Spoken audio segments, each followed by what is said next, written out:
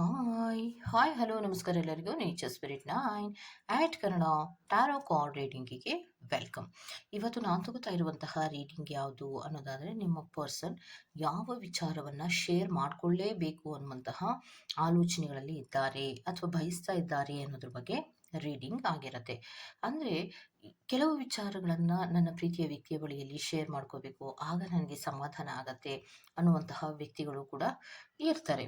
ಅವರಿಗೆ ಎಲ್ಲ ವಿಚಾರಗಳನ್ನು ಶೇರ್ ಮಾಡಿ ಮಾಡಿ ಅಭ್ಯಾಸವೂ ಕೂಡ ಆಗಿರತ್ತೆ. ಅವರಿಗೆ ಎಲ್ಲ ವಿಚಾರಗಳನ್ನು ಶೇರ್ ಮಾಡಿದಾಗ ಆ ಕಡೆಯಿಂದ ಬರುವಂತಹ ಒಪಿನಿಯನ್ ಹೇಗಿರುತ್ತೆ, ಅಥವಾ ಅವರೆಷ್ಟು ಸ್ಯಾಟಿಸ್ಫ್ಯಾಕ್ಷನ್ ಆಗಿರ್ತಾರೆ, ಅಥವಾ ನಾನು ಈ ವಿಚಾರವನ್ನು ಹೇಳಿದಾಗ ಅವರೆಷ್ಟು ಖುಷಿಯಾಗಿರ್ತಾರೆ, ಅದೆಲ್ಲವನ್ನು ಕೂಡ ನಾನು ಗಮನಿಸಬೇಕು, ಅದನ್ನು ನೋಡಬೇಕು ಅನ್ನುವಂತಹ ಒಂದು ಕ್ಯೂರಿಯಾಸಿಟಿಗಳಲ್ಲಿ ಇರ್ತಾರೆ. ಆ ತರಹದ ಕೆಲವು ವಿಚಾರಗಳನ್ನು ಶೇರ್ ಮಾಡ್ಕೋಬೇಕು ಅಂತ ಇದ್ದರೆ, ಅದು ಯಾವ ವಿಚಾರವನ್ನು ನಿಮ್ಮ ಬಳಿಯಲ್ಲಿ ಶೇರ್ ಮಾಡ್ಕೋಬೇಕು ಅನ್ನುವಂತಹ ಇಚ್ಛೆಯನ್ನು ಪಡ್ತಾ ಇದ್ದಾರೆ ಅನ್ನೋದ್ರ ಬಗ್ಗೆ ರೀಡಿಂಗ್ ಆಗಿರುತ್ತೆ.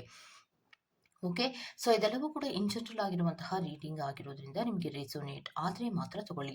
ಹಾಗೆಯೇ ಸ್ಕ್ರೀನ್ ಮೇಲೆ ಕಾಣ್ತಾ ಇರುವಂತಹ ಒಂದು ನಂಬರ್, ಅದು ಪರ್ಸನಲ್ ರೀಡಿಂಗಿನ ನಂಬರ್ ಆಗಿರುತ್ತೆ. ಯಾರಿಗೆಲ್ಲ ಪರ್ಸನಲ್ ರೀಡಿಂಗಿನ ಅವಶ್ಯಕತೆ ಇದೆಯೋ ಅವರೆಲ್ಲರೂ ಕೂಡ ವಾಟ್ಸಪ್ ಮೆಸೇಜನ್ನು ಮಾಡೋದ್ರ ಮೂಲಕ ಪೇ ಮಾಡಿ ನಿಮ್ಮ ರೀಡಿಂಗ್ಸ್ಗಳನ್ನು ನೀವು ತಗೋಬೋದಾಗಿರುತ್ತೆ. ಓಕೆ, ಸೊ ರೀಡಿಂಗ್ಗಳನ್ನು ತಗೊಳ್ಳೋದಕ್ಕೆ ಮುಂಚಿತವಾಗಿ ಪ್ಲೀಸ್ ಸೆಲೆಕ್ಟ್ ಯುವರ್ ಆಪ್ಷನ್. ಅಂದರೆ ನಿಮ್ಮ ಎದುರುಗಡೆ 2 ಆಪ್ಷನನ್ನು ಕೊಟ್ಟಿದ್ದೇನೆ. ಓಕೆ, 2 ಬ್ರಾಸ್ಲೆಟನ್ನು ಕೊಟ್ಟಿದ್ದೇನೆ. Rose quartz with money attraction ಇರುವಂತಹ ಬ್ರಾಸ್ಲೆಟನ್ನು ನೀವು ಸೆಲೆಕ್ಟ್ ಮಾಡಿಕೊಂಡ್ರೆ ಪೈಲ್ number 1. Evil I rose quartz ಇರುವಂತಹ ಬ್ರಾಸ್ಲೆಟನ್ನು ನೀವು ಆಯ್ಕೆ ಮಾಡಿಕೊಂಡ್ರೆ ಅದು ಪೈಲ್ ನಂಬರ್ 2 ಆಗಿರುತ್ತೆ. ಆಯ್ಕೆಯನ್ನು ಮಾಡ್ಕೊಳ್ಳುವಾಗ ಬಹಳ ಕಾನ್ಸಂಟ್ರೇಷನಿಂದ ಆಯ್ಕೆಯನ್ನು ಮಾಡ್ಕೊಳ್ಳಿ. ಈ 2 ಬ್ರಾಸ್ಲೆಟ್ಗಳಲ್ಲಿ ಯಾವುದು ನಿಮಗೆ ತುಂಬ ಅಟ್ರಾಕ್ಟ್ ಆಗುತ್ತೋ ಆ ಬ್ರಾಸ್ಲೆಟನ್ನು ಸೆಲೆಕ್ಟ್ ಮಾಡ್ಕೊಳ್ಳೋದ್ರ ಮೂಲಕ ನಿಮ್ಮ ಪರ್ಸನ್ ನಿಮ್ಮ ಜೊತೆಯಲ್ಲಿ ಯಾವ ವಿಚಾರವನ್ನು ಶೇರ್ ಮಾಡ್ಕೋಬೇಕು ಅನ್ನುವಂತಹ ಮನಸ್ಥಿತಿಗಳಲ್ಲಿ ಇದ್ದಾರೆ ಅನ್ನೋದ್ರ ಬಗ್ಗೆ ನಾವು ನೋಡ್ಬೋದಾಗಿರುತ್ತೆ. ಓಕೆ, ಹಾಗೆಯೇ ಡಿಸ್ಕ್ರಿಪ್ಷನ್ ಬಾಕ್ಸಿನಲ್ಲಿ ಪ್ರತಿ ಪೈಲ್ನ ಟೈಮಿಂಗ್ಸನ್ನು ಕ್ಲಿಯರ್ ಆಗಿಯೇ ಮೆನ್ಷನ್ ಮಾಡಿರ್ತೀನಿ. ನೀವು ಯಾವ ಪೈಲನ್ನು ಸೆಲೆಕ್ಟ್ ಮಾಡ್ಕೊಂಡಿರ್ತೀರೋ ಆ ಪೈಲ್ನ ಟೈಮಿಂಗ್ಸನ್ನು ನೋಡಿ ಸ್ಕಿಪ್ ಆಗಿ ನಿಮ್ಮ ರೀಡಿಂಗ್ಸ್ಗಳನ್ನು ನೀವು ತಗೋಬೋದಾಗಿರುತ್ತೆ. ಓಕೆ, ರೀಡಿಂಗನ್ನು ಶುರು ಮಾಡೋಣ. Okay, let start. ಪೈಲ್ ನಂಬರ್ 1 ಯಾರೆಲ್ಲ ಆಯ್ಕೆಯನ್ನು ಮಾಡ್ಕೊಂಡಿದ್ದಾರೋ ಅವರಿಗೆ, ಸೊ ನಿಮ್ಮ ಪ್ರೀತಿಯ ವ್ಯಕ್ತಿ ಯಾವ ವಿಚಾರವನ್ನು ನಿಮ್ಮ ಬಳಿಯಲ್ಲಿ ಶೇರ್ ಮಾಡ್ಕೋಬೇಕು ಅನ್ನುವಂತಹ ಮನಸ್ಥಿತಿಗಳಲ್ಲಿ ಇದ್ದಾರೆ ಅಂದರೆ, ಮೊದಲನೇದಾಗಿ ಅವ್ರು ಹೇಳ್ತಾ ಇರೋದು ರಿಯೂನಿಯನನ್ನು ಮಾಡ್ಕೋಬೇಕು ಅನ್ನುವಂತಹ ರೀತಿಯಲ್ಲಿ ಅವರು ಈ ವಿಚಾರವನ್ನು ಹೇಳ್ತಾ ಇದ್ದಾರೆ. ಅಂದರೆ ರಿಯೂನಿಯನನ್ನು ಮಾಡ್ಕೋಬೇಕು ಅಂದರೆ ಮೋಸ್ಟ್ ಪ್ರಾಬಬಲಿ ನಿಮ್ಮ ಪ್ರೀತಿಯ ವಿಚಾರದಲ್ಲಿ ಲಾಂಗ್ ಡಿಸ್ಟೆನ್ಸ್ ರಿಲೇಷನ್ಶಿಪ್ನಲ್ಲಿ ಇರಬಹುದು, ಅಥವಾ ನೀವಿಬ್ಬರೂ ಕೂಡ ಮಾತಾಡದೇ ಇರುವಂತಹ ಪರಿಸ್ಥಿತಿಯಲ್ಲಿ ನೀವಿದ್ದೀರಾ ಅನಿಸುತ್ತೆ. ಅಂದರೆ ಚಿಕ್ಕ ಪುಟ್ಟ ಕಾರಣಗಳಿಗೋಸ್ಕರವಾಗಿ ದೂರ ಆಗಿರೋದಿರ್ಬೋದು, ಮಿಸ್ಅಂಡರ್ಸ್ಟ್ಯಾಂಡಿಂಗ್ಗಳಿರ್ಬೋದು, ಅಥವಾ ಏನೇ ಆಗಿದ್ರೂ ಕೂಡ ನೀವಿಬ್ಬರು ಕರೆಕ್ಟಾಗಿ ಕಮ್ಯುನಿಕೇಷನ್ಸನ್ನು ಮಾಡ್ತಾ ಇಲ್ಲ, ಅಂದರೆ ಮಾತಾಡ್ತಾ ಇಲ್ಲ. ಸೊ ಅದಕ್ಕೋಸ್ಕರವಾಗಿ ನಿಮ್ಮ ಪರ್ಸನ್ ಏನು ಹೇಳ್ತಾ ಇದ್ದಾರೆ ಅಂದರೆ, ಹೌದು, ಕೆಲವೊಂದು ವಿಚಾರಗಳನ್ನು ನಾನು ಅವಾಯ್ಡ್ ಮಾಡಿ ಮಾತಾಡ್ಬೋದಾಗಿತ್ತು, ಅಥವಾ ಅವಾಯ್ಡನ್ನು ಮಾಡ್ಬೋದಾಗಿತ್ತು, ಅಥವಾ ಕೆಲವೊಂದು ಸಿಚುಯೇಷನ್ಸ್ಗಳನ್ನು ಮೂವನ್ನು ತಗೊಳ್ಳುವಾಗ ನಾನು ಹಿಂದೆ ಮುಂದೆ ಯೋಚನೆ ಮಾಡಿದ್ದಿದ್ರೆ ಕೆಲವೊಂದು ರೀತಿಯ ಜಗಳಗಳಾಗಲಿ, ಮುನಿಸುಗಳಾಗಲಿ, ಅಥವಾ ಮಿಸ್ಅಂಡರ್ಸ್ಟ್ಯಾಂಡಿಂಗ್ಗಳಾಗಲಿ ಖಂಡಿತವಾಗಿಯೂ ಇರ್ತಾ ಇರಲಿಲ್ಲ. ಆದರೆ ನಾನು ಆ ಕೆಲಸವನ್ನು ಮಾಡಿಲ್ಲ. ಸೊ ಈಗ ನನಗೆ ಅನ್ನಿಸ್ತಾ ಇದೆ, ಸೊ ನಾನು ಸರಿಯಾದಂತಹ ಡಿಸಿಷನ್ಸನ್ನು ನಾನು ತಗೊಂಡಿಲ್ವೇನೋ ಅನ್ನುವಂತಹ ಆತಂಕ ನನ್ನಲ್ಲಿ ಕಾಡ್ತಾ ಇದೆ. ಅದನ್ನು ನಿನ್ನ ಹತ್ರ ಹೇಳ್ಕೋಬೇಕು ಅನ್ನುವಂತಹ ಬಯಕೆಯೂ ಕೂಡ ನನ್ನಲ್ಲಿ ಇದೆ ಅನ್ನುವಂತಹ ಆಲೋಚನೆಯನ್ನು ಮಾಡ್ತಾ ಇರುವಂತಹದ್ದು, ಅಥವಾ ಆ ರೀತಿಯ ಮೂಮೆಂಟ್ಸ್ಗಳನ್ನು ತಗೋಬೇಕು ಅನ್ನುವಂತಹ ಮನಸ್ಥಿತಿಗಳಲ್ಲಿ ಇದ್ದಾರೆ. ಆದರೆ ನಾನು ಏನನ್ನ ತಪ್ಪು ಮಾಡಿದ್ದೆ ಅದನ್ನು ಸರಿ ಮಾಡ್ಕೋಬೇಕು ಅನ್ನುವಂತಹ ಮನಸ್ಥಿತಿಗಳು ನಿಮ್ಮ ಪರ್ಸನ್ಗಳಿಗೆ ಇದ್ರೂ ಕೂಡ ಅವರಿಗೆ ಅದಕ್ಕಿಂತಲೂ ಹೆಚ್ಚು ನೋವಾಗಿರೋದೇನು ಅಂದರೆ, ನಾನು ಯಾವುದೇ ಮೂಮೆಂಟ್ಸನ್ನು ಮಾಡುವಾಗ ಸರಿಯಾದಂತಹ ಡಿಸಿಷನ್ಸನ್ನು ಯಾಕೆ ನನಗೆ ತಗೊಳ್ಳೋಕ್ಕೆ ಆಗ್ತಾ ಇಲ್ಲ. ಈಗ ಫಾರ್ ಎಕ್ಸಾಂಪಲ್ ನೀವು ಮಾತಾಡ್ತಾ ಇಲ್ಲ, ಅಥವಾ ನಿಮ್ಮಿಬ್ಬರಲ್ಲಿಯೂ ಕೂಡ ಕಮ್ಯುನಿಕೇಷನ್ಸಲ್ಲಿ ಒಂದು ಗ್ಯಾಪ್ಗಳು ಸೃಷ್ಟಿ ಆಗ್ತಾ ಇದೆ ಅಂದರೆ, ನಾನು ಹೇಗೆ ಅದನ್ನು ಸರಿ ಮಾಡ್ಕೋಬೇಕು ಅನ್ನುವಂತಹ ಆಲೋಚನೆಗಳನ್ನು ಮಾಡ್ತಾ ಇದ್ದಾರೆ. ಯಾಕಂದರೆ ಈ ಕಡೆ ದಾರಿಯಲ್ಲಿ 2 ಕ್ರಾಸ್ ರೋಡ್ಸನ್ನು ರೆಪ್ರೆಸೆಂಟ್ ಮಾಡ್ತಾ ಇದೆ. ಒಂದು ಮಾತನ್ನು ನಿಲ್ಲಿಸಲೇಬಹುದಾ ಅಂತ ಯೋಚನೆಯನ್ನು ಮಾಡ್ತಿರ್ತಾರೆ, ಇನ್ನೊಂದು ಮಾತಾಡಬೇಕು ಅಂದರೆ ಹೇಗೆ ಮಾತಾಡಬೇಕು ಅನ್ನುವಂತಹ ಆಲೋಚನೆಯನ್ನು ಮಾಡ್ತಾರೆ. ಒಂದು ಮಾತಾಡಬೇಕು ಅನ್ನೋದಾದರೆ, ಅಥವಾ ಸರಿ ಮಾಡ್ಕೋಬೇಕು ಅನ್ನೋದಾದರೆ, ಮಿಸ್ಅಂಡರ್ಸ್ಟ್ಯಾಂಡಿಂಗ್ನ ಸರಿ ಮಾಡ್ಕೋಬೇಕು ಅಂದರೆ ಹೇಗೆ ಸರಿ ಮಾಡ್ಕೋಬೇಕು ಅನ್ನುವಂತಹ ಆತಂಕ ಅವರಲ್ಲಿ ಕಾಡ್ತಾ ಇರುತ್ತೆ. ಇನ್ನೊಂದು, ನಾನು ಮಾತಾಡೋದೇ ಬೇಡ ಅಂದ್ರೆ ಅವರಿಗೆ ಮಾತಾಡದೆ ಇರೋಕ್ಕಾಗೋದಿಲ್ಲ. ಯಾಕಂದ್ರೆ ಹಲವಾರು ನೋವುಗಳು ಅಥವಾ ನಿಮ್ಮ ವಿಚಾರದಲ್ಲಿ ಕಮ್ಯುನಿಕೇಶನ್ಸ್ ಅನ್ನ ಅಥವಾ ಮಾತನ್ನೇ ಆಡ್ಲಿಲ್ಲ ಅಂದ್ರೆ ಅವರಿಗಾಗುವಂತಹ ನೋವು ತುಂಬಾ ಜಾಸ್ತಿಯಾಗಿಯೇ ಇರುತ್ತೆ. ಬಿಕಾಸ್ ಅವರಲ್ಲಿ ಸ್ಟ್ರಾಂಗ್ ಆದಂತಹ ಪ್ರೀತಿ ರೆಪ್ರೆಸೆಂಟ್ ಆಗ್ತಾ ಇರೋದ್ರಿಂದ, ಮತ್ತೆ ನಿಮ್ಮಿಬ್ಬರಲ್ಲಿಯೂ ಕೂಡ ಮ್ಯೂಚುವಲ್ ಆದಂತಹ ಪ್ರೀತಿ, ಇಬ್ಬರಲ್ಲಿಯೂ ಕೂಡ ಈಕ್ವಲ್ ಗಿವ್ ಅಂಡ್ ಟೇಕ್ ಅನ್ನುವಂತಹ ಪ್ರೀತಿ ಇರೋದ್ರಿಂದ ಅವರಿಗೆ ನಿಮ್ಮನ್ನ ಬಿಟ್ಟು ಇರುವಂತಹ ಸಾಧ್ಯತೆಗಳು ಇಲ್ಲ ಅನ್ನುವಂಥದ್ದನ್ನ ರೆಪ್ರೆಸೆಂಟ್ ಮಾಡ್ತಾ ಇದೆ. ಸೆಕೆಂಡ್ ಚಾನ್ಸಿಗೋಸ್ಕರವಾಗಿ ವೇಟ್ ಮಾಡ್ತಾ ಇರ್ತಾರೆ. ಯಾವಾಗ ನೀವು ಸ್ವಲ್ಪ ಕಮ್ಯುನಿಕೇಶನ್ಸ್ ಅನ್ನ ಗ್ಯಾಪ್ ಅನ್ನ ಕೊಡ್ತಿರೋ ಆಗ ತುಂಬಾ ಸ್ಟ್ರಗಲ್ಸ್ ಅನ್ನ ಮಾಡ್ತಾ ಇರುವಂತಹದನ್ನ ಕೂಡ ರೆಪ್ರೆಸೆಂಟ್ ಆಗ್ತಾ ಇದೆ. ಸೊ ಏನೋ ಎಂಡಿಂಗ್ ಆಗಬಹುದಾ, ಅಥವಾ ಈ ಪ್ರೀತಿಯಲ್ಲಿ ಎಂಡಿಂಗ್ಗಳಾಗಬಹುದಾ, ಶಾಶ್ವತವಾಗಿ ಮಾತನ್ನ ನಿಲ್ಲಿಸಲೇಬಹುದಾ, ಅಥವಾ ಇದರಲ್ಲಿ ಬ್ರೇಕಪ್ಗಳಾಗತ್ತಾ, ಇದು ಯಾವುದು ಕೂಡ ಆಗಬಾರ್ದು ಅಂದ್ರೆ ನಾನೇನ್ ಮಾಡ್ಬೇಕು, ಈ ತರಹದ ಹಲವಾರು ಟೆನ್ಷನ್ಗಳಲ್ಲಿ ಇರ್ತಾರೆ. ಸೊ ಅದಕ್ಕೋಸ್ಕರವಾಗಿ ಆ ಟೆನ್ಷನ್ ಇಂದಲೇ ಅವರು ನಾನು ಮಾಡಿದಂತಹ ತಪ್ಪಿಗೆ ಕ್ಷಮೆಯನ್ನ ಕೇಳಿ ನನ್ನ ಪ್ರೀತಿಯನ್ನು ಉಳಿಸ್ಕೊಳ್ಳುವಂತಹ ಪ್ರಯತ್ನವನ್ನ ಮಾಡಬೇಕು, ಇದನ್ನ ನಾನು ಅವ್ರ ಹತ್ರ ಶೇರ್ ಮಾಡ್ಕೋಬೇಕು ಅನ್ನುವಂತಹ ಮನಸ್ಥಿತಿಗಳಲ್ಲಿ ಇದ್ದಾರೆ. ಅಂದ್ರೆ ನಾನು ಏನ್ ತಪ್ಪು ಮಾಡಿದ್ದೆ ಅದನ್ನ ಸರಿ ಮಾಡ್ಕೋಬೇಕು, ನಾನೇನಾದ್ರೂ ಸಾರಿಯನ್ನ ಕೇಳ್ಬೇಕು ಅನ್ನೋದಾದ್ರೆ ಖಂಡಿತವಾಗಿಯೂ ನನ್ನ ಕಡೆಯಿಂದ ನಾನು ಸಾರಿಯನ್ನ ಕೇಳಿ ನನ್ನ ಪ್ರೀತಿಯ ವ್ಯಕ್ತಿಯನ್ನ ನಾನು ಉಳಿಸ್ಕೊಂತೀನಿ.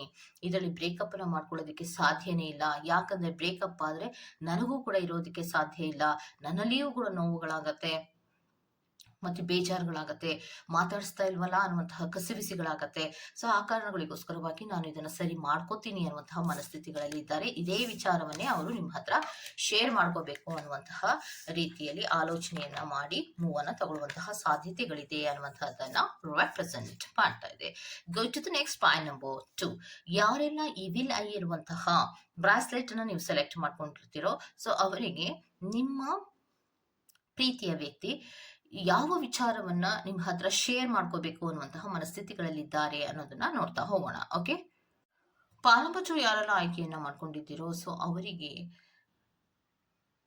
ನಿಮ್ಮ ಪರ್ಸನ್ ಏನ್ ಶೇರ್ ಮಾಡ್ಕೋಬೇಕು, ಯಾವ ವಿಚಾರವನ್ನ ಶೇರ್ ಮಾಡ್ಕೋಬೇಕು ಅಂತ ಅನ್ಕೊಂಡಿದ್ದಾರೆ ಅಂದ್ರೆ, ಹೌದು ನಾನು ನಿನ್ನ ಮಿಸ್ಯೂಸ್ ಮಾಡ್ಕೊಂಡಿದ್ದೇನೆ, ಅಂದ್ರೆ ಟ್ರಸ್ಟ್ ಇಶ್ಯೂಸ್ ಅನ್ನ ಮಾಡ್ಕೊಂಡಿದ್ದೇನೆ. ಅಥವಾ ಮಿಸ್ಯೂಸ್ ಅಂದ್ರೆ ಏನಂದ್ರೆ, ಹಲವಾರು ವಿಚಾರಗಳಲ್ಲಿ ನೀನ್ ಎಷ್ಟೇ ಮಾತಾಡ್ತಾ ಇದ್ರು, ಎಷ್ಟೇ ಫೀಲಿಂಗ್ ಶೇರಿಂಗ್ ಗಳನ್ನ ಮಾಡ್ಕೋತಾ ಇದ್ರು ಕೂಡ ಅದನ್ನ ಜೋಕಿನಲ್ಲಿಯೇ ತಗೋತಾ ಇದ್ದೆ. ಮತ್ತೆ ನಿನ್ನ ಮೇಲೆ ಹಲವಾರು ರೀತಿಯ ಅನುಮಾನದ ರೀತಿಯಲ್ಲಿ ನಡ್ಕೋತಾ ಇದ್ದೆ. ಮತ್ತೆ ಪ್ರೀತಿಯ ವಿಚಾರದಲ್ಲಿ ಟ್ರಯಾಂಗಲ್ ಇದೆ ಅನ್ನುವಂತಹ ರೀತಿಯಲ್ಲಿ ನಡ್ಕೋತಾ ಇದೆ. ಸೊ ನೀನ್ ಹೇಳುವಂತಹ ಕೆಲವು ವಿಚಾರಗಳನ್ನ ನಾನು ಉಲ್ಟಾ ರೀತಿಯಲ್ಲಿ ಆಲೋಚನೆಗಳನ್ನ ಮಾಡ್ತಾ ಇದ್ದೆ. ಯಾವುದೇ ರೀತಿಯ ಡಿಸಿಪ್ಲಿನ್ ಅನ್ನೋದು ಇರ್ತಾ ಇರ್ಲಿಲ್ಲ, ಅಥವಾ ಇದರಲ್ಲಿ ಸೀರಿಯಸ್ ಆಗಿರ್ಬೇಕು ಅನ್ನುವಂತಹ ಮನಸ್ಥಿತಿಗಳು ಇರ್ತಾ ಇರ್ಲಿಲ್ಲ. ಯಾಕಂದ್ರೆ ಎಷ್ಟೇ ನೀನು ಪ್ರೀತಿಯನ್ನ ತೋರಿಸ್ತಾ ಇದ್ರು ಕೂಡ ನಾನು ನಿನ್ನ ಬಗ್ಗೆ ಗಮನವನ್ನೇ ಕೊಡ್ತಾ ಇರ್ಲಿಲ್ಲ. ತುಂಬಾ ಇಗ್ನೋರೆನ್ಸ್ ಅನ್ನ ಮಾಡಿದ್ದೀನಿ. ಯಾಕಂದ್ರೆ ನಿನ್ನ ಬಗ್ಗೆ ನನಗೆ ಇಂಟ್ರೆಸ್ಟೇ ಇರ್ಲಿಲ್ಲ. ಅದನ್ನ ನಾನು ಹೇಗೆ ಹೇಳೋದು, ಇಂಟ್ರೆಸ್ಟ್ ಇಲ್ಲ ಅಂತ ಹೇಳೋದಕ್ಕೆ ಬದಲಾಗಿ ನಾನು ನಿನಗೆ ಒಂದು ರೀತಿಯಲ್ಲಿ ಟ್ರಸ್ಟ್ ಇಶ್ಯೂಸ್ ಅನ್ನ ಮಾಡ್ತಾ ಇದ್ದೆ. ನೀನು ಸರಿ ಇಲ್ಲ ಅನ್ನೋದಾಗ್ಲಿ, ಅಥವಾ ನಿನ್ ಮೇಲೆ ನಂಬಿಕೆ ಇಲ್ಲ ಅನ್ನೋದಾಗ್ಲಿ, ಅಥವಾ ನನಗೆ ಇಂಟ್ರೆಸ್ಟೇ ಇಲ್ಲ ಅನ್ನುವಂತಹ ರೀತಿಯಲ್ಲಿ ನಾನು ನಡ್ಕೋತಾ ಇದ್ದೆ.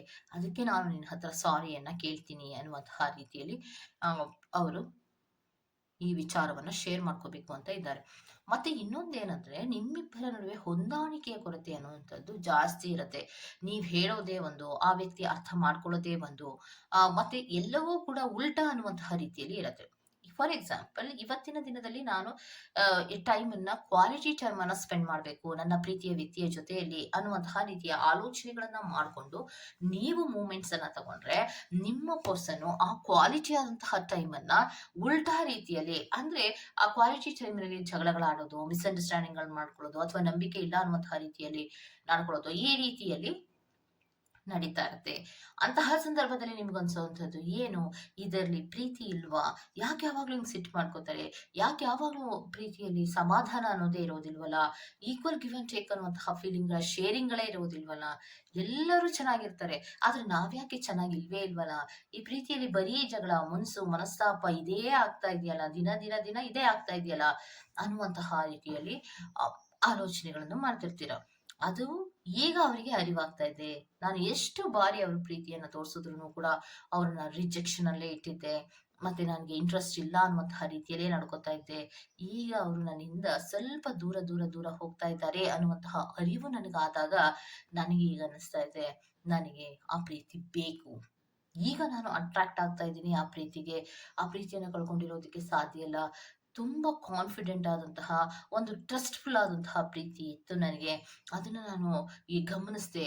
ಹಲವಾರು ಬಾರಿ ಒಂದು ನೆಗ್ಲೆಕ್ಟಿನ ರೀತಿಯಲ್ಲಿ ನಡ್ಕೊಂಡಿರೋದ್ರಿಂದ ಈಗ ನನಗೆ ಅನ್ನಿಸ್ತಾ ಇದೆ ಆ ಪ್ರೀತಿ ಬೇಕು ಅಂತ. ಇದೇ ವಿಚಾರವನ್ನೇ ಅವ್ರು ನಿಮ್ಮ ಹತ್ರ ಶೇರ್ ಮಾಡ್ಕೋಬೇಕು ಅನ್ನುವಂತಹ ರೀತಿಯಲ್ಲಿ ಮೂಮೆಂಟ್ಸ್ ಅನ್ನ ತಗೋತಾ ಇರೋದು. ಮತ್ತೆ ಇನ್ನೊಂದು ಏನು ಅಂದ್ರೆ ತುಂಬಾ ಡಿಸಿಪ್ಲಿನ್ ಆಗಿ ಇರಬೇಕು. ಸ್ವಲ್ಪನಾದ್ರೂ ನಾನು ಡಿಸಿಪ್ಲಿನ್ ಆಗಿರ್ಬೇಕು. ಅವರು ಪ್ರೀತಿಯನ್ನ ಕೊಟ್ರೆ ನಾನು ಕೂಡ ಪ್ರೀತಿಯನ್ನ ಕೊಡುವಂತಹ ಮನಸ್ಥಿತಿಗಳಲ್ಲಿ ಇರಬೇಕು. ಇಲ್ಲ ಅಂದ್ರೆ ಇದರಲ್ಲಿ ಹೊಂದಾಣಿಕೆ ಅನ್ನೋದೇ ಇರೋದಿಲ್ಲ ಅನ್ನುವಂತಹ ಆಲೋಚನೆಗಳನ್ನ ಕೂಡ ಮಾಡ್ತಿದ್ದಾರೆ.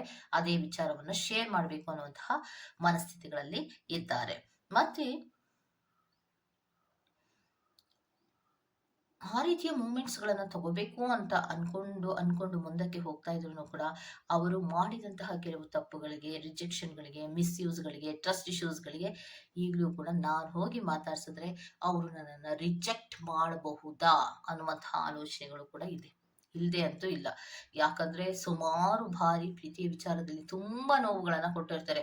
ಎಷ್ಟು ಮೇಲಿಂದ ಮೇಲೆ, ಮೇಲಿಂದ ಮೇಲೆ, ಮೇಲಿಂದ ಮೇಲೆ ನೋವುಗಳನ್ನ ಕೊಟ್ಟಾಗ, ಬೇಡ ಬಿಡಪ್ಪ ಇವ್ರಿಗೆ ನನ್ ಮೇಲೆ ಪ್ರೀತಿ ಇಲ್ಲ ಬಿಡು. ನಾನೇ ಮಿಸ್‌ಅಂಡರ್‌ಸ್ಟ್ಯಾಂಡಿಂಗ್ ಅನ್ನ ಮಾಡ್ಕೊಂಡು ಪ್ರೀತಿಯನ್ನ ಮಾಡ್ತಾ ಇದ್ದೀನೇನೋ, ಇದು ಒನ್ ಸೈಡೆಡ್ ಲವ್ ಏನೋ ಅನ್ನುವಂತಹ ರೀತಿಯಲ್ಲಿ ನೀವು ಆಲೋಚನೆಗಳನ್ನ ಮಾಡ್ಕೊಂಡು ಯಾವಾಗ ಪ್ರೀತಿಯಿಂದ ದೂರ ಹೋಗುವಂತಹ ಪ್ರಯತ್ನಗಳನ್ನ ನೀವು ಮಾಡ್ತೀರೋ, ಆವಾಗ ನಿಮ್ಮ ಪ್ರೀತಿಯ ಅರಿವಾಗಿ ಅವರು ನಾನು ಮಾಡಿದಂತಹ ಎಲ್ಲ ತಪ್ಪುಗಳನ್ನ ನನ್ನ ಪ್ರೀತಿಯ ವ್ಯಕ್ತಿಯ ಬಳಿಯಲ್ಲಿ ಹೇಳ್ಕೊಂಡು, ಈ ಪ್ರೀತಿಯನ್ನ ನಾನು ಸರಿ ಮಾಡ್ಕೋಬೇಕು ಅನ್ನುವಂತಹ ವಿಚಾರವನ್ನ ಅವರು ಶೇರ್ ಮಾಡ್ಕೋಬೇಕು ಅನ್ನುವಂತಹ ರೀತಿಯಲ್ಲಿ ಮೂಮೆಂಟ್ಸ್‌ಗಳನ್ನ ತಗೊಳ್ಳುವಂತಹ ಸಾಧ್ಯತೆಗಳಿದೆ ಅನ್ನುವಂಥದ್ದನ್ನ ಕಾರ್ಡ್ಸಿನಲ್ಲಿ ರೆಪ್ರೆಸೆಂಟ್ ಮಾಡ್ತಾ ಇದೆ. ಓಕೆ. ಸೊ ಇದಿಷ್ಟು ಪಾಯಿಂಟ್ ನಂಬರ್ 2 ಅವರ ರೀಡಿಂಗ್ ಆಗಿರುತ್ತೆ. ಈ ತರಹದ ರೀಡಿಂಗ್ ನಿಮ್ಗೆ ಇಷ್ಟ ಆಗಿದ್ರೆ ದಯವಿಟ್ಟು ಸಬ್ಸ್ಕ್ರೈಬ್ ಮಾಡಿ, ಪಕ್ಕದಲ್ಲಿ ಇರುವಂತಹ ಬೆಲ್ ಐಕಾನ್ ಅನ್ನ ಪ್ರೆಸ್ ಮಾಡಿ. ನಾನು ನಿಮ್ಮನ್ನ ಮತ್ತೊಂದು ರೀಡಿಂಗ್‌ಗಳಲ್ಲಿ ಸಿಗ್ತೀನಿ ಅಂತ ಹೇಳ್ತಾ ಅಲ್ಲಿವರೆಗೂ ಚೆಕ್ ಇನ್. ಬಾಯ್.